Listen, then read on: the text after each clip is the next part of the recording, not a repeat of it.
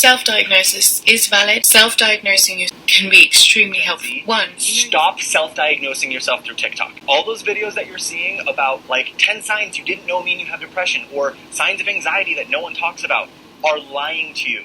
The reason...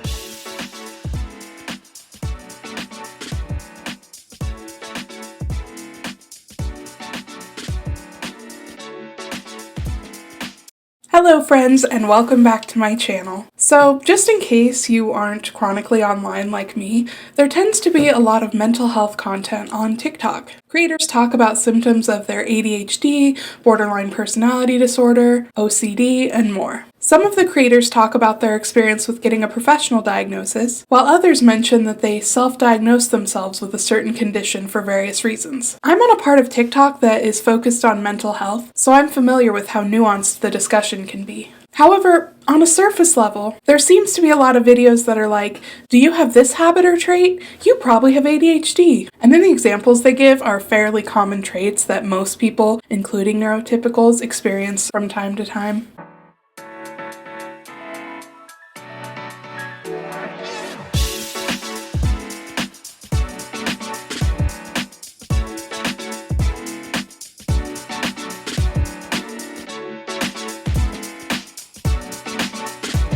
On one hand, these discussions might create a spread of misinformation about mental health, but on the other hand, the discussion of mental health and neurodivergence can lead to normalizing it and reducing the stigma. In this video, I want to talk about both self-diagnosis versus formal diagnosis by a professional. Regardless of your opinion, I hope you will watch this in its entirety to hear a nuanced perspective. First, I just want to note that I'm using neurodivergent and mental health somewhat interchangeably here. I'm aware that they're not the same, but since I experience both, it's how this came out. I also want to note that I am not a licensed mental health professional. I have worked with clients in a mental health setting, have a high interest in the topic, and am diagnosed with several various conditions, with another one that's tentatively self-diagnosed. My goal is to probably go back to school to eventually become a therapist once I'm done having an existential crisis about what I want to do with my life. I take mental health very seriously. The point is, all of this means I have mixed feelings about the topic of self-diagnosing. One of my biggest issues when it comes to self-diagnosing is that it could potentially lead to conditions being seen as less impactful than they are. Then, people who are affected by the condition could possibly be less likely to be accommodated or taken seriously when they seek help.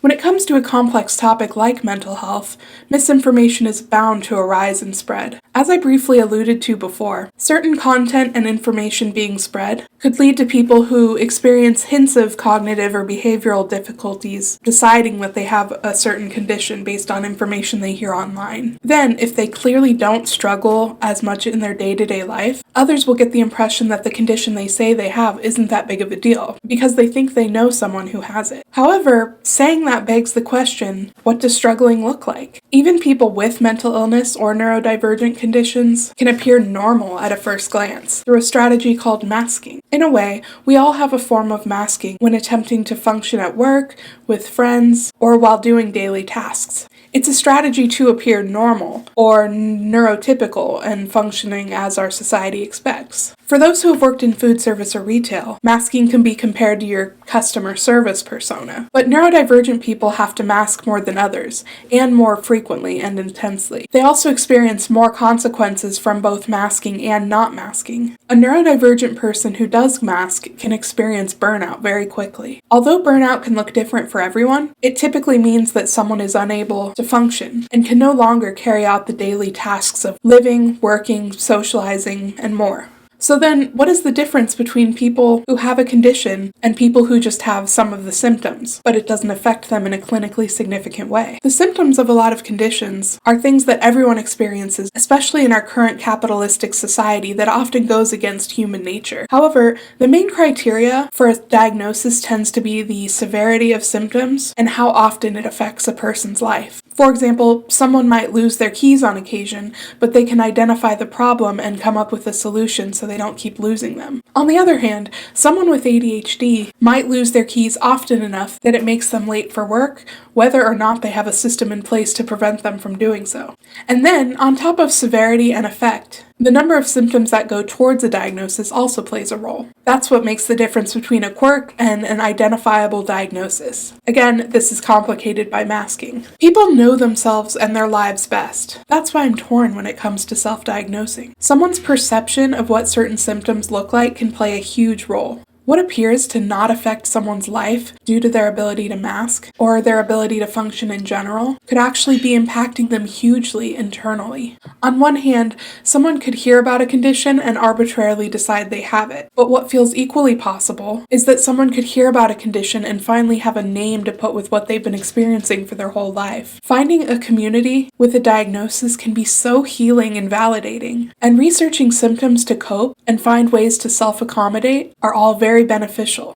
In an article from Northeastern University, a professor, Meryl Alper, says it best. She talks about how TikTok is reducing the stigma around autism, and expresses that she doesn't know if diagnosing through TikTok is going to be a net positive, but that it's important to discuss self-diagnosis without the morality lens and a panic-driven agenda. I appreciated that she also pointed out that diagnosis is not just one single event. It's a process, in the same way that understanding who you are is not one single thing. I think that if I had to choose, the open-minded part of me wants to say that self-diagnosing is harmless, but I admit that there's also a part of me that kind of gets annoyed with people who self-diagnose, especially when they don't appear to be affected in certain ways. It gives me imposter syndrome or something. I feel like the struggles I go through aren't actually all that serious if another person is able to function while claiming to have the disorder in ways that I can't. And those of us who have mental health stuff already struggle to be taken seriously or understood without people who have it quite easy taking on a label that may not clinically suit them. One pet peeve is people on TikTok saying they're having an intrusive thought when what they mean is they're having an impulsive thought. Intrusive thoughts at the dentist. I have boogers? Oh god, I bet I have boogers. Did I brush my teeth before I came in today? Nope, I did not. Cool, at least I shaved my mustache? Shoot, no, I did not. Maybe I should hide my mustache? Yeah, no, that'll work for sure. Intrusive thoughts are defined as unwanted or disturbing thoughts that can come on suddenly or because of external stimuli.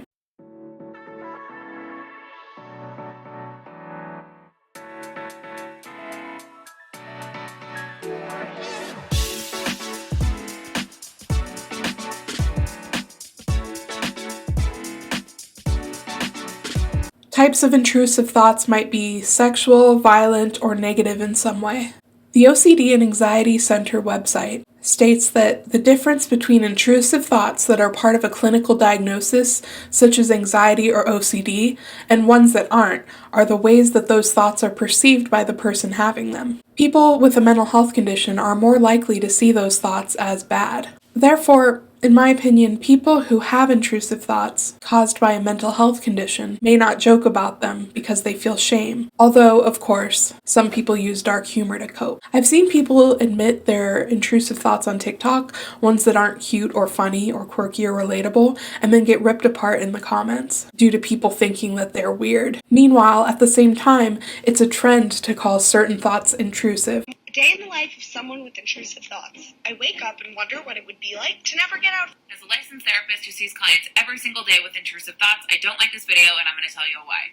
I am so tired of seeing TikTok co-opt intrusive thoughts and try to make it into some fun, light, joke, playful, funny thing like I let my intrusive thoughts win, or here's my intrusive thought, I'm wondering what it's like to not get out of bed, when that might not even be an intrusive thought. It sounds like I'm wondering what it would be like to not get out of bed is just a thought process that the person is having. Whereas an intrusive thought is a distressing, unwanted thought that pops into a person's mind. It can be difficult to shake, especially for people with OCD who experience repetitive intrusive thoughts that are impairing to their functioning and highly distressing. Intrusive thoughts are often of a taboo nature. They can be violent. They can be unwanted, sexual intrusive thoughts. Even though intrusive thoughts are a symptom, not a mental health condition in itself, I still feel like it's a good example of how applying a mental health term to oneself, when you don't actually suffer from it, can negatively impact those who do have problems with it and can make it seem silly or less serious than it is. I understand that someone labeling a silly thought as intrusive when they don't actually have a diagnosable disorder isn't all that serious in the grand scheme of things, at least to many people. But I can't help but take that kind of thing seriously seriously. Mental health conditions have been joked about for a long time, and it just seems like more people taking on the label arbitrarily can get mixed in with the jokes. I worry that this can create even more of a culture where people who ask for accommodations aren't taken seriously because other people can deal with it fine. Or so it seems. Of course, like I mentioned earlier, there really isn't a way to tell how severe a condition is in someone. And if one person is better at masking than another, or likes to joke about their condition, it doesn't mean they're doing anything wrong.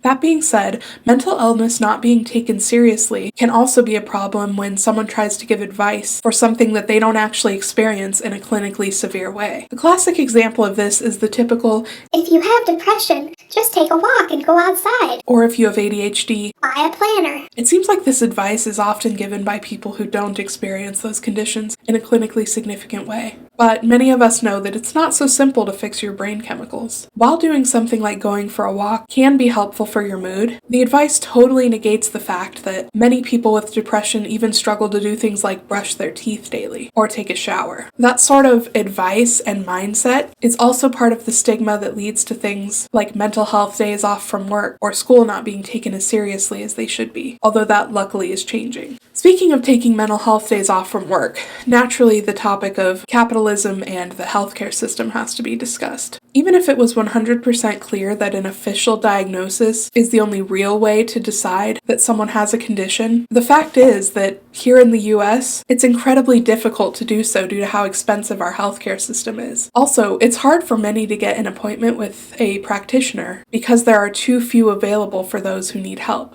Even then, doctors can have their own biases or not enough time to see each patient, potentially leaving them to dismiss someone's struggles without truly getting to know them, or a doctor might not have enough knowledge in a subject area. Although doctors are highly educated and trained, they don't know everything. I'm pretty sure that general practitioners are the most common doctors that people see, and due to the nature of their job, they don't get an expansive enough education into mental health, like a psychologist or psychiatrist might. Taking all of that into consideration, if some people are self-diagnosing, then why does it matter? Even if someone does manage to get professionally diagnosed for their autism, ADHD, OCD, whatever, there's not many resources out there to help, especially for adults. There's therapy for some, but that's expensive, and medication, and those options don't necessarily work for everyone. What many people need is resources and support in the long term, but there isn't much available. I've worked for the kind of organizations that attempt to provide this kind of help for people, and most were understaffed, underfunded, or had to limit who they could help to a very specific criteria. At this point, it just seems like self-diagnosing is a way to cope and learn how to accommodate your own struggles, even if nothing else will. Like I said earlier, validating yourself and finding a community can be incredibly helpful on its own. But then, there are some who roll their eyes at the mental health conversation in general. Some of them believe it's just a matter of mindset. Others think that some people are lazy and just want attention. Some people don't think mental health conditions exist at all, and they're usually the type that can believe you can just beat the ADHD out of someone or something. And to an extent, believe it or not, I can partially see where they're coming from. At least in the US and other capitalistic societies, a lot of mental health conditions are a result of the lifestyle that we are forced to live in. Earlier in this video, I talked about how anyone might have symptoms of a mental health condition, but the difference between an occasional experience and a diagnosis is the frequency and severity of the symptoms. Well, on a similar note, a capitalist society is rigid in a way that brings to light people who can't conform to the necessary functions. Because I have ADHD, I want to use that as an example. There is a theory that it used to be evolutionarily advantageous, but in our modern society, many people with ADHD struggle to keep their jobs, whether they lose interest in it or are fired, lose objects, and have a difficult time focusing on tasks. The TED Talk called ADHD Sucks, But Not Really discusses reasons for how it was beneficial. It talks about how it's less of a problem and more of a fish out of water situation due to our current society. ADHD can also be a superpower. If we're doing something we like, we can get it done quickly and it will be high quality work most of the time. Or, while many of us struggle with consistency, we can even do a mass amount of boring things overnight due to hyperfocus. But it can often be difficult in our society due to the expectations of focus, consistency, and memory that we're all required to have to survive. Also, the ADHD example isn't to say that all neurodivergent or mental health conditions are superpowers, because many of them are difficult difficult. But even so, they are still all negatively impacted or even caused by our capitalistic society. Depression is a common one that a lot of people experience. Yes, depression is often caused by a reduction in serotonin synthesis, which means less of the happiness chemical being produced. But there are other reasons why someone might have depression too. Walks and self-care are overly simplistic ideas to treat it, and medication doesn't work for everyone. There is one big cause that can't be solved with therapy, medication, or positive thinking, and that's how we have to exist, in many ways that are against our human nature. So, people's depression that causes them to be unable to work or clean or whatever can be caused by chemicals misfiring and made worse by our current societal expectations and things like low wages, lack of health care, and a lack of walkable cities in a community. In short, many mental illnesses would not cause someone to not be able to function in the same way if we had another way of doing things that didn't cause people to have to work nonstop without having enough time to pursue their passions or form a community. Of course, there are more serious mental illnesses such as schizophrenia, OCD, and more, but those too could potentially be less disabling if someone had more options to accommodate themselves, or if mental health services were prioritized, with more professionals available to help and less expensive treatment options available. Similarly, this would also help homelessness that's caused by mental illness, but that's another discussion. In summary, in a capitalistic society, mental health or neurodivergence is seen as a problem or made into one because those of us with it can't properly conform to what's expected. But even with that knowledge, that is unfortunately what most of us have to deal with. For that and many other reasons, mental health self-diagnoses are valid, at least in my opinion. And due to the complexities behind getting a diagnosis and the lack of help out there, for that and many other reasons, mental health diagnoses are valid. Self-diagnosing probably is too. I still feel a bit torn on it, but it's good that people are feeling validated, finding a community of others like them, and finding ways to cope in what seems like an increasingly stressful world.